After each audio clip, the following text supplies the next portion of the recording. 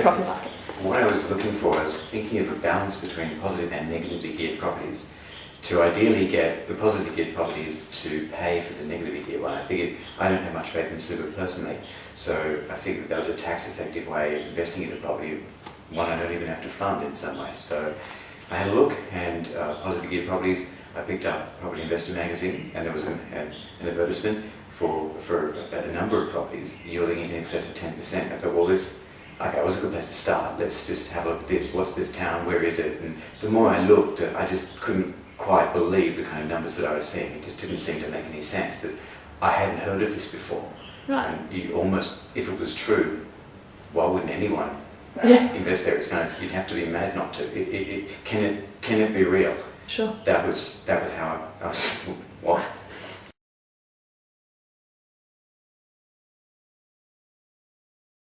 Well, I did to an extent. I had a look at a number of the areas that there's a lot of infrastructure investment that's going in. So, the Northwest Shelf, for example, that's expanding. You've got places in, trying to think where they were, in Queensland, huge, like Surat Basin, places such as that. The concerns about those is there's no limitation on supply for the actual land or properties. In Queensland, for example, has a history of white-shoe developers who'll just overbuild anything. So you kind of think, well, if there's an undersupply now, within 3 years, forget it. Yeah. There's been an oversupply that will never be soaked up. So you kind of think, well, the thing about Port Hedland, I just Googled the town, I had no idea where I was, and when I saw the actual physicality of the town, I just nearly laughed. There is just nowhere you can build. I mean, what the hell? Okay, what I couldn't quite get is all the land around it, around South Hedland, which is a phenomenal scale. We're all WA to build. Well, how could there be a restriction?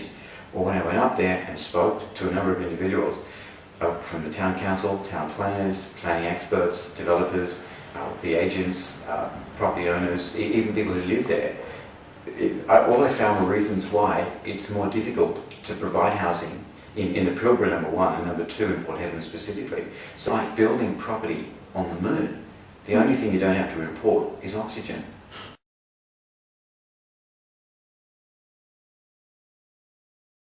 Sharon, indeed. Look, it was very different. I dealt with a number of agents up there. There were a number of properties that I looked at, and I put in some offers on a number of them. And the difference with Jan Forward that I found was that not only they're very professional, but they're very friendly. It was almost like you were dealing with some friends you have in the country.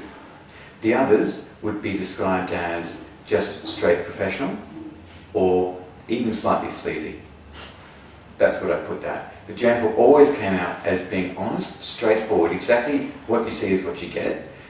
Well, almost unimaginably helpful. I mean, I think it's almost ridiculous. Okay, I ask for something, and then I get 3 things back because it's obvious that I'm going to need those either now or in the future. So they just provide them now. And without being asked, there's also, you get a call out of nowhere to say, look, I just wanted to update you with what's going on. I don't know if you want to know or not, but and they just leave a voicemail or they send an email or just say hello. Whether they're on weekends, whether they're on holidays, it doesn't seem to make any difference. If it had to be done, it was done. And there was no complaint. Okay, I've not had an experience like this with a real estate agent anywhere for anything. So I really think that's the reason why I'm kind of doing this video, because I think if somebody does a really good job, you need to let people know, because we all know that if someone does a bad job, we sure as hell tell people. Okay.